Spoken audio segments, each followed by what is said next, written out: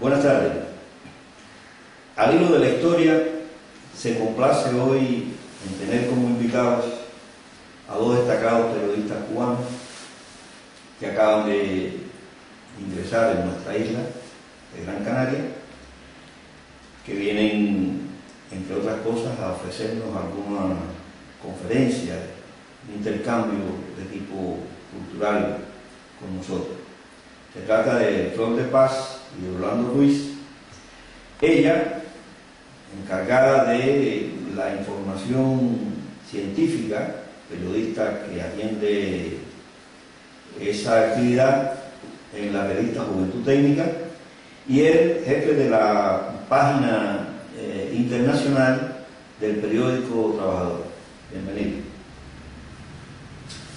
Este programa, al hilo de la historia, comienza siempre hablando precisamente de historia. Y entonces nos interesaría conocer si en las conferencias que ustedes van a abordar ahora aquí en Canarias van a tocar algún tema de carácter histórico. Por supuesto.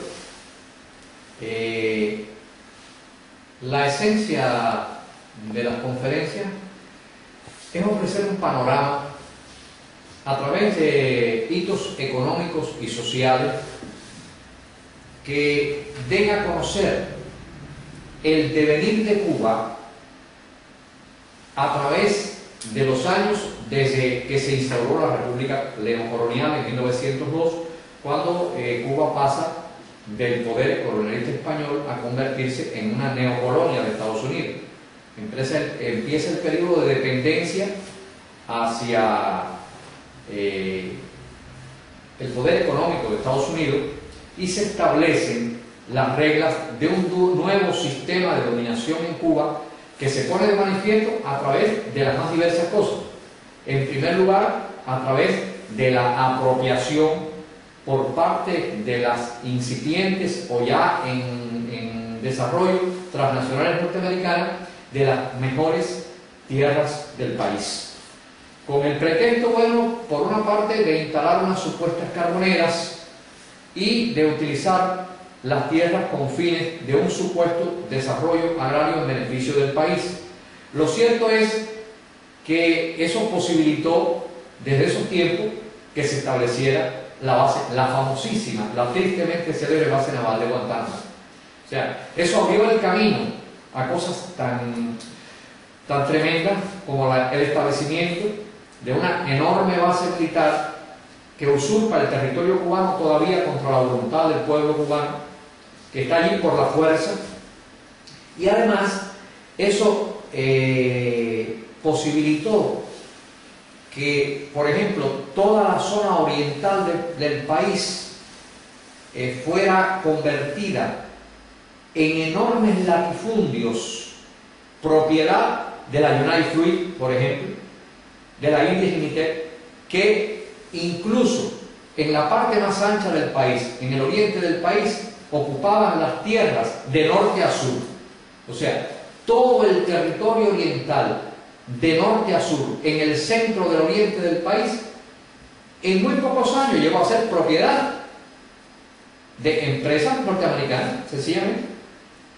A partir de ahí se genera un proceso de intromisión en el país, en el orden económico, que lleva al punto de poseer los norteamericanos la mayoría de los ingenios azucareros del país.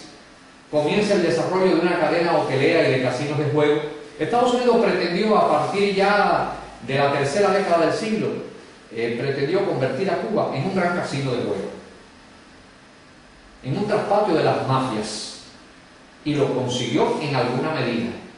Fue un proceso que, con distintos altibajos según el gobierno que estuviera en el poder, si fuera más o menos entreguista, pues así se iban entregando en mayor medida las posesiones, los terrenos, las áreas para construir hoteles, casinos de juego, y se proyectó, por ejemplo, construir una cadena de casinos de juego que se extendiera desde el oeste de la capital cubana hasta Mariel, en una extensión aproximada de unos 50 kilómetros, serían 50 kilómetros de hoteles y casinos de juego en toda la costa norte occidental de Cuba para fomentar precisamente prostíbulos e instalaciones de este tipo manejadas por la mafia. Muchos de los mafiosos norteamericanos más importantes estuvieron en Cuba en esa etapa.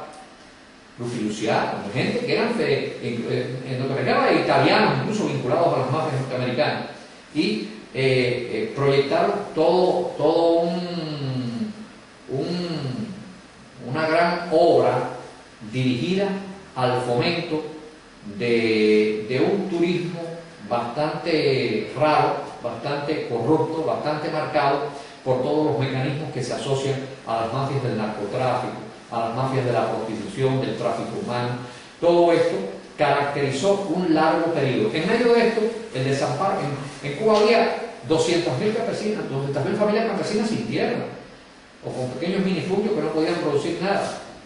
Hay muestras de tal desamparo que van desde no tener jamás luz eléctrica, no tener agua potable y no disponer de ningún tipo de asistencia médica, mientras las mejores tierras eran detentadas por las empresas.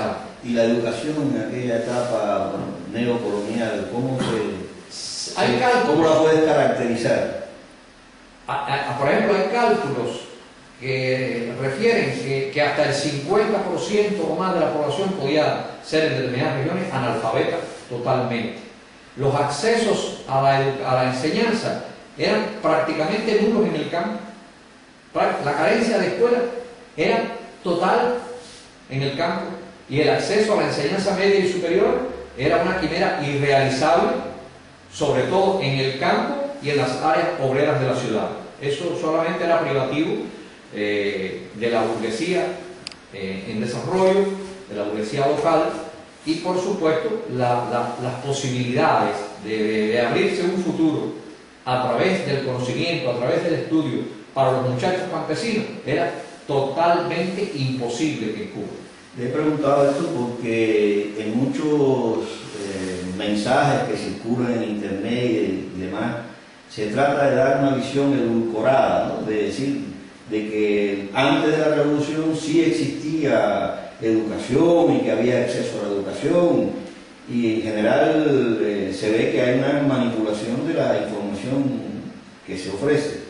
Ahora, en este mismo contexto, ¿cómo era el problema de la ciencia? ¿Qué desarrollo tenía la ciencia y la cultura en general? En la etapa neocolonial, o sea, Cuba tiene un antecedente en la etapa colonial de desarrollo de un grupo de científicos importantes que hicieron aportes de categoría universal. Pues estas eran personas que venían a los países europeos a estudiar, pero en definitiva después iban a Cuba e hicieron aportes importantes, como es el caso de Carlos J. Files, con el descubrimiento de una nueva forma de transmisión de enfermedades a través de un vector del mosquito. Que durante un tiempo parece que se lo hicieron también. Sí, se fue una batalla de años para que se le repita. Y todavía hay quien duda de que ese descubrimiento sea de Files. Todavía quedan algunas personas que hasta lo ponen en duda. Pero bueno, lo cierto es que la comunidad científica internacional reconoce Hay otros ejemplos, pero este quizás sea el más conocido. Luego Cuba entra en la etapa neocolonial, la etapa donde los Estados Unidos son los nuevos dueños del país, y la ciencia, digamos que incluso que en el periodo colonial tenía muchas limitaciones y que era cosa de personas aisladas, pues en el periodo neocolonial esto se agrava mucho más. O sea, la ciencia sigue siendo un asunto de personas aisladas, pero no se favorece de ninguna manera ningún desarrollo de investigación, ni mucho menos, y es aún más un asunto personal, y cualquier cosa que se hizo en esa etapa dependió del financiamiento que cada uno de los implicados, o sea, de los científicos, pudo aportar para esas investigaciones. Termina el periodo neocolonial con una academia de ciencias que había sido fundada en la colonia y que tenía un poder evaluativo de investigaciones importante, termina el periodo no colonial con una academia de ciencias que nada más sirve para que los científicos se reúnan y debatan sus temas, pero que no tiene ningún poder de vetar absolutamente nada. Fue privada de todos sus poderes originales.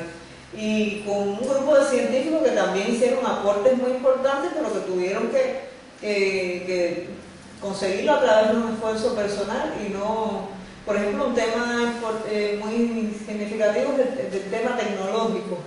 Cuba en esa etapa tenía una sociedad de ingenieros, pero los ingenieros de Cuba no podían hacer ninguna investigación porque no había quien financiara aquello a partir de hacer creaciones, soluciones tecnológicas, porque la transferencia tecnológica de Estados Unidos era predominante y no permitía que hubiera ninguno ni interés, ni mucho menos, que en ese campo. Más hubo en el campo médico, que tú sabes que hay una tradición en el país, en principio la Academia de Ciencias Coloniales tenía como fundamento la medicina, lo que luego se amplió a otras disciplinas. Bueno, y tal era el panorama antes del triunfo de la revolución, y llega la revolución y encuentra un universo de analfabetos inmenso y se enfrenta ahí con un programa de alfabetización en primera instancia y luego de universalización de la enseñanza, que bueno, ya sabes que los resultados que tiene hoy. Como decía ella, y como se dice por aquí, llegó el comandante y mandó a parar. ¿Cómo se experimenta ese cambio entonces a una nueva etapa, ¿no? Es decir, se paraliza todo el dominio ese que ejercía el imperio en Cuba y empiezan a surgir nuevas relaciones de producción, etcétera, etcétera. ¿Cómo pudieras caracterizar esto? Donde ya se abre, a partir de lo que ella incluso estaba diciendo, es decir, hay un programa inmenso de educación, de alfabetización, etcétera. ¿Y cómo puedes caracterizar entonces esta nueva etapa? Yo había mencionado que el problema de la tierra fue clave en la etapa colonial, la posesión de la tierra. En los inicios de la revolución, también la posesión de la tierra es un hecho trascendente. La primera ley de la revolución que se firma es la primera ley de reforma agraria, que se firma en la Sierra Maestra, en La Plata, y que precisamente elimina toda esos grandes latifundios, pasan a manos de los campesinos y el Estado. Desaparecen los grandes latifundios mediante la primera ley de reforma agraria, que después se perfeccionará con una segunda ley 2 años después, pero mediante esto cambia totalmente el estado de la propiedad sobre la tierra. Y esas decenas de miles de familias campesinas que vivían en la peor miseria son los primeros beneficiados por la revolución. Consiguientemente, se comienza a introducir la educación en las montañas. Se comienza a introducir la educación en todas las zonas más humildes del país a partir de un fenómeno trascendental en la historia de Cuba que marca un viraje radical, que es la campaña de alfabetización en 1961. Con la campaña de alfabetización en 1961, en un solo año, la casi totalidad de la población cubana aprende a leer y escribir. Esto marca un hito en la historia del país y marca el hito que sirve de punto de partida para una nueva educación, la educación revolucionaria del pueblo. Después, como decía mi compañera, vienen las campañas de seguimiento hasta alcanzar el 6º grado, y después eso se fue perfeccionando hasta los niveles de enseñanza media superior que estaban representados por las facultades obreras en todo el país. Y por supuesto, en el perfeccionamiento del sistema, con los años, fue el acceso a la universidad, la universalización de la enseñanza. En Cuba la enseñanza con la revolución se convirtió en un derecho de todo el pueblo, es gratuita y universal como lo es la salud pública. Se construyeron hospitales en las montañas, se dio protección sanitaria al campo, y se desarrolló todo un sistema educacional y sanitario dirigido a abarcar todas las regiones del país, incluidas las serranías, las zonas más intrincadas. Es un proceso que se fue extendiendo hasta el punto de que ahora va más allá de las fronteras de Cuba. Hoy nuestros médicos van a las montañas de América e incluso un poco más allá, van a veces hasta las montañas de otros países de Asia, de África, y bueno, tocamos con nuestras actuales proyecciones de campaña de alfabetización hasta regiones de la Unión Europea. Hoy alfabetizamos en Andalucía, y aunque parezca paradójico, esto es una necesidad, porque dentro del contexto de la Unión Europea, la propia UNESCO ha revelado recientemente que hay 9 millones de personas analfabetas, a menos de los decenas de miles de analfabetos funcionales que sabemos que hay. Cuba está influyendo en esa transformación. Bien, cuando se produce esta transformación en el plano sociopolítico, en el caso de la ciencia, ¿cuáles son los rasgos fundamentales que se pueden decir en esta transformación? Es decir, ¿cómo se refleja eso en la creación de infraestructura investigativa, en el desarrollo del potencial humano, etcétera?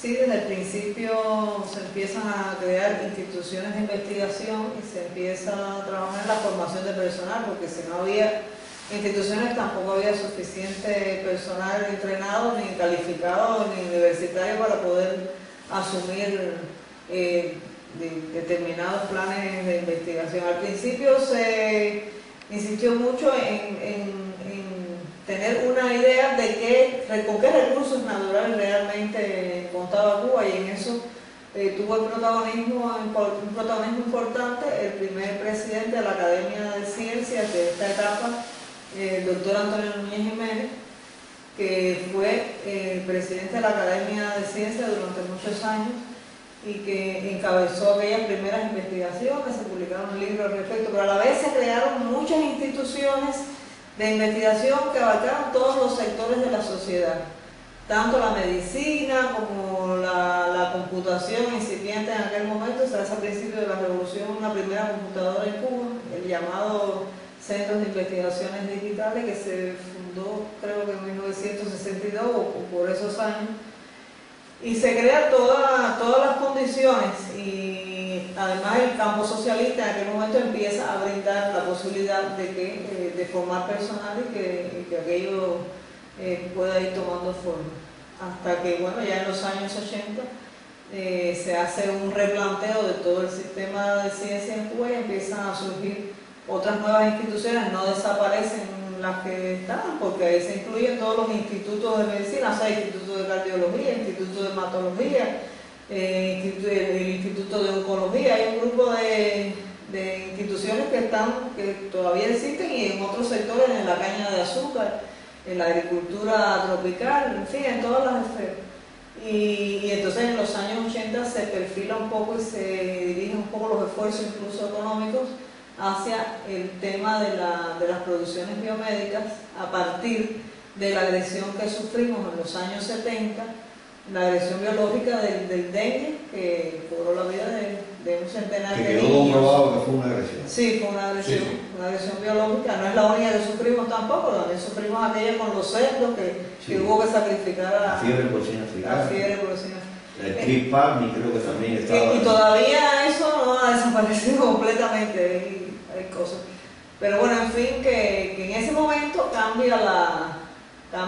se suma y se crean los polos científicos, que son sistemas, los llamados sistemas de ciclo cerrado, que son instituciones que hacen la investigación, desarrollan los productos, los producen a escala industrial y además los comercializan.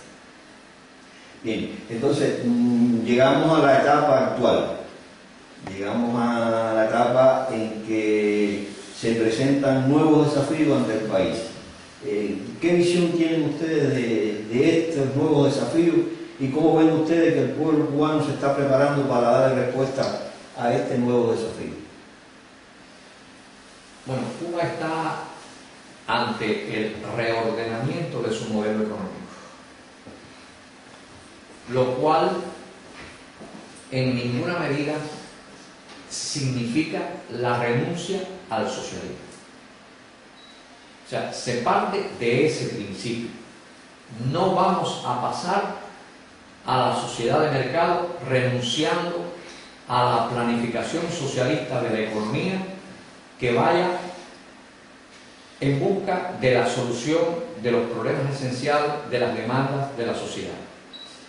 Se ha emprendido la aplicación de un conjunto de medidas organizadas a partir de profundos estudios en relación con las dificultades económicas, tanto internas como las derivaciones de la crisis internacional, de la crisis global, que, como es lógico, nos ha tocado de manera muy fuerte como resultado de ser un país con una limitada infraestructura en la industria extractiva, en la industria en general, y un país que no tiene grandes recursos naturales tampoco con que afrontar las situaciones que se derivan de la crisis, la elevación de los precios, el intercambio desigual que todo el mundo conoce en el presente.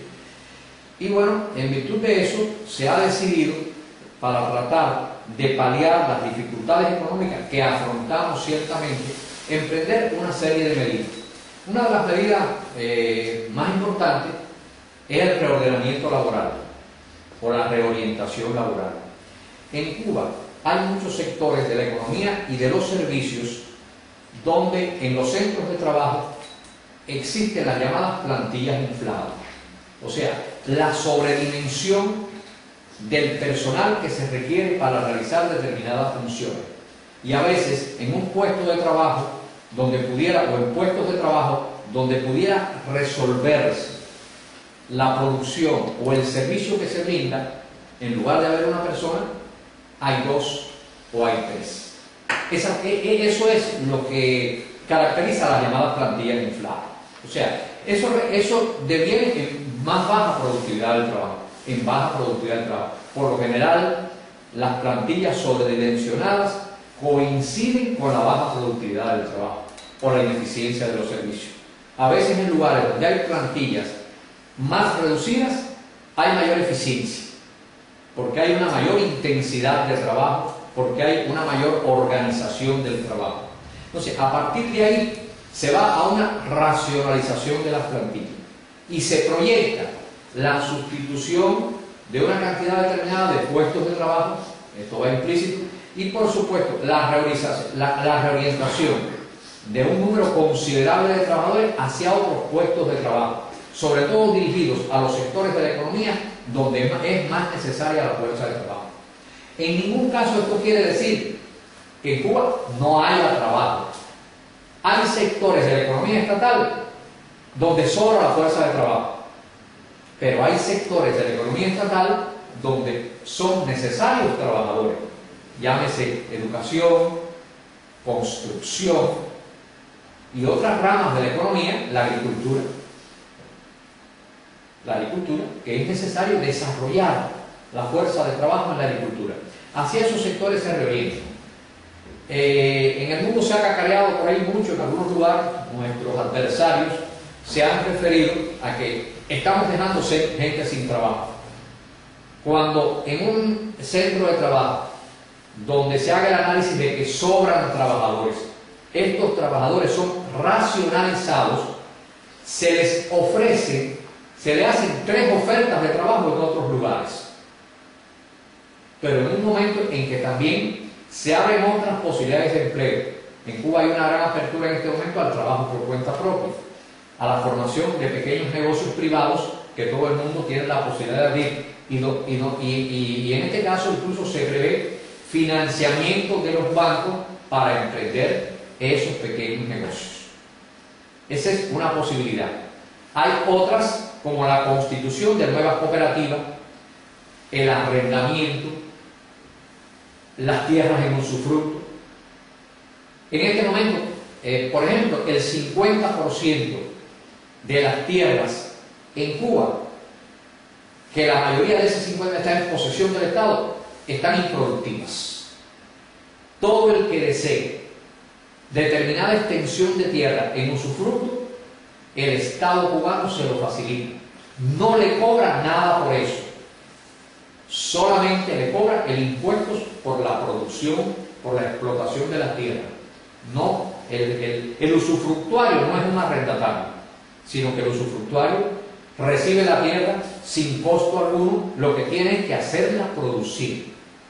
Y a partir de ahí la producción es para el beneficio suyo y de su familia, y el Estado, mediante el mecanismo de los impuestos, regula la relación entre productor y Estado. ¿Y qué papel se va a atribuir a la remuneración del trabajo, es decir, al valor del trabajo, que se sabe que en el socialismo tiene que jugar un papel fundamental, el trabajo como fuente de ingreso fundamental y como estímulo, porque a veces uno tiene la impresión de que los salarios no se corresponden, en ocasiones desestimulan la participación de ellos. Eso es efectivamente así. El salario en Cuba no satisface plenamente las necesidades, no cubre el poder, la capacidad adquisitiva para poder adquirir todo lo que hace falta. En la medida en que aumente la productividad del trabajo, hay potencialidades de elevar los salarios. Hay una progresión hasta el año 2015, donde se concibe que sucesivamente, cada año, a partir del incremento de la productividad, con las medidas que se están tomando, deben ir incrementándose los salarios. Esto no puede ocurrir en un día. Esto lleva aparejado por medidas, porque sobre el Estado pesan muy fuertes gravámenes. Los subsidios. En Cuba existe la distribución a través de la famosa libreta de racionamiento, la libreta de distribución que se está eliminando de productos alimentarios. Sí, pero la eliminación es ordenada y progresiva. La libreta de productos alimentarios que permite la distribución lo que conocemos como cartilla de racionamiento, la famosa, lo que se conoce internacionalmente como cartilla de racionamiento, y que fue una medida justa, necesaria en los inicios de la revolución, para que todo el mundo recibiera el pan de cada día. Cuando digo el pan de cada día, los alimentos de cada día. Ahora, la libreta de productos alimentarios puesta, esa cartilla, es subsidiada por el Estado a los precios en que se compran los alimentos en el mercado internacional. Le cuesta al Estado más de $1.000 millones al año. Que eso va sobre los hombros del Estado, porque el ciudadano compra los alimentos a un precio que está muy por debajo, están subsidiados. Pero ocurre que en este subsidio se beneficia a todo el mundo. En Cuba hay personas que tienen poder adquisitivo por su tipo de actividad, pero todo el mundo recibe por igual, aun cuando tú ganes mucho más, recibes esos beneficios. Incluso hay gente que no compra los productos de la libreta, porque no los necesita. Pero muchísima gente los compra sin tener verdadera necesidad de comprar alimentos subsidiados, porque es un músico destacado, porque es un deportista notable, porque es una persona que tiene dividendos económicos, porque su propiedad, que en Cuba existe la propiedad privada, regulada por el Estado, que tiene beneficios económicos y gana una cantidad determinada de dinero. Eso parece más práctica la idea de subsidiar a las personas y no a esos productos. Ahora, la idea es precisamente esa, que los subsidios, en el caso de los alimentos, no sean a los productos, sino subsidiar a las personas que tengan reales necesidades, que no son la mayoría, incluso las personas que tienen verdaderas necesidades, y progresivamente, en la medida en que el poder adquisitivo, con una mayor productividad del trabajo, crezca y suban los salarios, ir eliminando progresivamente la libreta de racionamiento, de distribución de alimentos. Esto también de la iniciativa de los negocios privados, y eso me lleva a hacerme una pregunta que a lo mejor también otras personas se la hacen. El hecho de poder abrir un negocio particular, etcétera, y obtener lógicamente ganancias, porque lo van a hacer para eso pudiera limitar, digamos, en el caso de los científicos que hayan personas que piensen más en el negocio privado que en seguir su inspiración o su inclinación hacia la ciencia y demás, o no necesariamente tiene que ser así?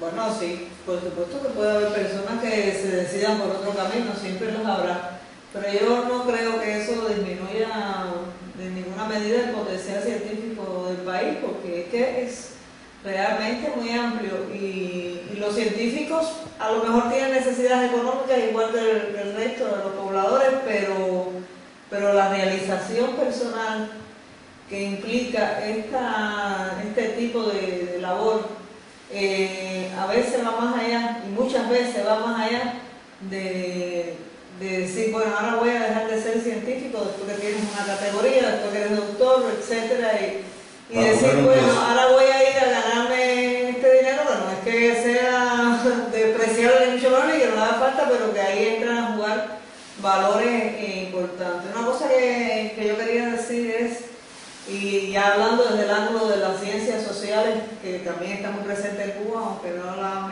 he mencionado, o sea, los estudios sociológicos de toda la sociedad han estado presentes desde el principio. Desde el Instituto de Filosofía fue uno de los primeros que se fundó junto con aquel primer grupo, que es la participación social en el debate de estas nuevas medidas que se van a tomar. En este momento estos lineamientos están sometidos al debate en toda la sociedad y la verdad que hemos estado participando en algunos y además hemos tenido referencias de otros y realmente las personas se paran y dicen lo que piensan sin ningún problema, sea lo que sea a favor del lineamiento que está ahí, proponen cambios, o sea, se desarrolla mucho la imaginación y la creatividad. Hay gente que propone otro lineamiento, o sea, en definitiva la gente dice lo que quiere y lo que estima del que está.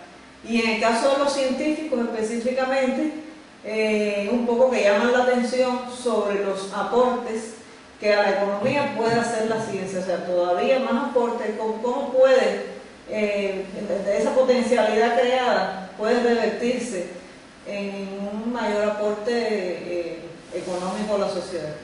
Y ahora, en el caso de la prensa se hace eco de estos planteamientos. Sí, lo que antes quería hacer dos aclaraciones.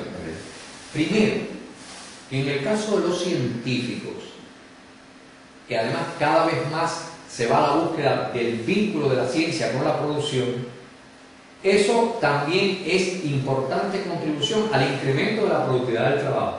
Y como resultante, también lo que reciban los científicos es resultado de eso. O sea, el mejoramiento de las condiciones de vida en este sentido debe tocar a todo el mundo. Los científicos no están exceptuados de eso, de esos beneficios, porque se aumenta la productividad del trabajo y además la ciencia se revierte en beneficio de la productividad del trabajo. Lógicamente, los científicos pueden mejorar sus condiciones de vida. Por otra parte, en Cuba se han creado, nuestra sociedad es un tipo de sociedad que ha creado valores humanos esenciales, donde la realización espiritual, la realización a partir del conocimiento y del aporte que yo brindo a la sociedad es esencial para mí. Y esos valores no se han perdido en Cuba. Existen, prevalecen y tienen un resultado. La prensa. Sí. La prensa refleja, por supuesto. En Cuba se produce un profundo debate que no es un referendo, sino que es tomar el pulso a las opiniones a viva voz. Pero en muchos lugares se hace un referendo, a ver qué opina la gente de los casos, pero no es un referendo. Es tomar las opiniones a viva voz. En nuestro barrio, en todos los lugares de la sociedad, se realiza el debate más intenso. Y a nadie se le limita en sus expresiones acerca de los cambios, de las posibilidades y dificultades que estos cambios traen consigo, de las cosas que me pueden o no afectar. Hay gente que se queda, pero eso me puede afectar. Bueno, en alguna medida, todo cambio trae afectación, pero en esencia el resultado general debe ser positivo, que es en definitiva el reordenamiento del modelo económico de la sociedad. Estos cambios se están reflejando en la prensa. Nosotros, incluso en el caso que ella hablaba de los científicos, los periodistas que trabajan en estas publicaciones están asistiendo a los debates y se divulgan con toda su intensidad. En nuestro periódico, que es el periódico de los trabajadores, nosotros constantemente, cada semana, estamos reflejando todo lo que se expresa en los debates, en centros de trabajo, en barrios, en escuelas, en centros científicos. O sea, que la prensa es eco abierto de cuanto se está debatiendo en la sociedad en este momento. Ahora, llama poderosamente la atención que todos estos cambios, todas estas mejoras que se ha experimentado en la sociedad cubana, pues lógicamente no trascienden. Es decir, hay un gran blanco informativo que ya nos hemos referido a él en otras ocasiones y nos llama la atención, entre otras cosas, por ejemplo, en el campo científico. En el campo científico se han hecho descubrimientos, se hacen aportes a la ciencia y eso no aparece en ningún lado. Sin embargo, una de las cosas, uno de los caballitos de batalla que utiliza, Cuba no le da participación a sus ciudadanos para que ingresen en Internet, no hay acceso a Internet. ¿Cómo ustedes ven este problema y realmente qué es lo que sucede con el acceso a Internet? Incluso en estos días ha habido unas noticias que se está llevando el cable desde Venezuela hacia allá para dar salida, los accesos satelitales en lugar de por cable. ¿Cómo realmente es esta cuestión de infraestructura técnico-tecnológica que limita obviamente la situación, ¿no? ¿Y por qué es que estos problemas no se saben? La limitación tecnológica es tan importante como que pagar una señal por satélite es infinitamente más caro que tener un cable por el que te pueda entrar un volumen de información suficiente como para poder instalar en el país redes de Internet, que todo el mundo pueda acceder a Internet. Esa es una parte, la más importante, porque sin eso no tenemos nada. Lo otro es también equipamiento. Todas las escuelas cubanas se han dotado de computadoras y tienen redes que acceden a redes nacionales con mucho esfuerzo a través de líneas telefónicas y que tienen una limitación de velocidad importante, pero por supuesto que eso pasa por el tema del financiamiento. Ahora, con un cable que se está instalando desde Venezuela, es posible que se amplíen sustancialmente estas posibilidades de conexión, que se amplíe no solo la cantidad, sino que cualitativamente estas conexiones sean válidas para poder entrar en el mundo real de Internet con todas las herramientas y posibilidades que ofrece, como la del video, porque en Cuba con una conexión de Internet en este momento es muy difícil ver un video simplemente, porque estamos utilizando una conexión por la línea telefónica y con un ancho de banda muy pequeño. Entonces realmente las mejoras a partir de que se consiga hacer esta instalación del cable desde Venezuela, pues se supone que se van a experimentar mejoras.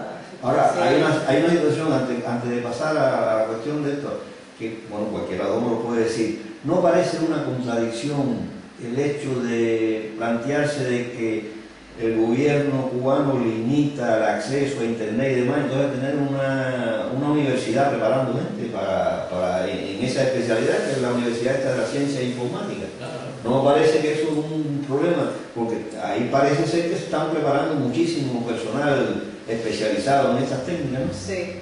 Bueno, este personal también tiene muchas misiones. Por supuesto que es una contradicción. Si no le interesara que la gente tuviera acceso a estas tecnologías, bueno, pues para qué iba a crear una universidad de tales dimensiones para eso. Pero la Universidad de Informática tiene otras muchas misiones, que es la de crear software, que muchas veces son inaccesibles para Cuba, aplicables a toda la rama de la ciencia y la tecnología en el país. Exportar este tipo de cosas se hace difícil porque esto está muy monopolizado, pero al menos solucionar nuestros propios problemas, y no solo de software sino de hardware. De Cuba en un momento tiene que fabricar sus propias computadoras y toda esta tecnología, aunque no llegue tal vez a algunos niveles, pero solucionar el problema en cantidad, que es una de las limitaciones que tiene en este momento. Que prácticamente se quedó en la CIS 300, ¿no? Por la última que produjeron. No te podría decir con precisión en cuál, pero la verdad que no, en ese campo hay muchas limitaciones, no solo porque no se puede armar una computadora, sino porque los componentes habría que comprarlos también y eso requiere financiamiento. Hay dos cosas. Cabe preguntarse primero, ¿cuántos países tienen una universidad de ciencias informáticas? Hombre, ese es lo Cabe preguntarse eso, ¿no? por una parte. Por otra parte, en las cercanías de Cuba, por las cercanías de Cuba, pasan muchísimos cables de fibra óptica de Estados Unidos, pero nosotros no podemos acceder. Otros muchos países acceden al cable, a los cables submarinos de Estados Unidos, pero Cuba no puede acceder en virtud de ese inofensivo bloqueo que dicen que no hace daño. Pero hay bloqueo. Ese inofensivo bloqueo no deja a Cuba acceder a las líneas de comunicación submarina que existen muy cerca de Cuba, pero nosotros no tenemos acceso de ningún tipo, ni puede existir ningún convenio para acceder a los cables submarinos de comunicación de Estados Unidos. Eso no es posible.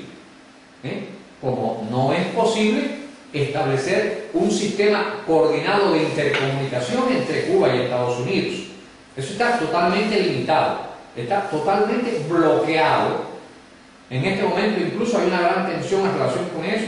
Se dictaron una serie de medidas que supuestamente facilitaban las telecomunicaciones entre Cuba y Estados Unidos, pero después las medidas para implementar la ley son tan tortuosas en el sistema judicial de Estados Unidos que eso no se ha podido poner en práctica. Prácticamente es una burla. Se dice, no, si yo te voy a autorizar las facilidades del sistema de comunicaciones, pero después en la práctica es inaplicable, que nadie se llame engaño. Todo eso que se anunció a bombo y platillo de que se liberaba el sistema de telecomunicaciones, todo eso se puede quedar porque sencillamente las medidas que implementan eso no se han aplicado y prácticamente eso se ha disuelto en sal y agua y no hay ningún beneficio en tal sentido en relación con Cuba, el bloqueo del PIB. Hay un ejemplo que pudiera ilustrar el bloqueo, porque si no tendríamos que hacer una lista aquí interminable. Pero hay un ejemplo que de una sensibilidad extrema para cualquier ser humano, que es el caso de los niños con cáncer. En muchas ocasiones hay medicamentos contra el cáncer infantil especialmente que solo se producen en Estados Unidos y a Cuba se le ha negado el acceso a esos medicamentos. Incluso en Cuba se tuvo que instalar una planta de citostáticos porque hubo un momento en que no había citostáticos para los tratamientos no solo de los niños, de los pacientes con cáncer. O sea, el bloqueo llega al punto de negarle a un niño un medicamento que puede alargarle la vida. Ese es el bloqueo. Es que realmente es una guerra, ¿no? Una guerra económica, es una guerra. Pero no, una guerra brutal. Brutal. Hay una afección del ojo del niño, que es común en el mundo, que hay un reactivo estadounidense, que es la base para poder salvar el ojo del niño. Eso nada más que lo produce una empresa estadounidense, creo que es Nueva Jersey. Entonces, eso Cuba no lo puede adquirir ni por terceros países. No lo puede adquirir. Porque si una empresa de un tercer país comercializa con Cuba eso, esa empresa la incautan, la persiguen. Eso llega a ese punto. Entonces, ocurre que el niño, si no existe ese medicamento, el niño pierde el ojo. Hay que sacarle el ojo. Hasta ahí llega el bloqueo, hasta dejar ciegos a los niños. Creo que hemos tenido un pequeño avance de lo que los queridos amigos periodistas van a tratar en las próximas intervenciones que van a tener, conferencias, etcétera, que nuestra televisión, tanto Imagen Roja como Arimanao Televisión, grabarán para hacérsela llegar a ustedes. Les agradezco mucho su presencia con nosotros.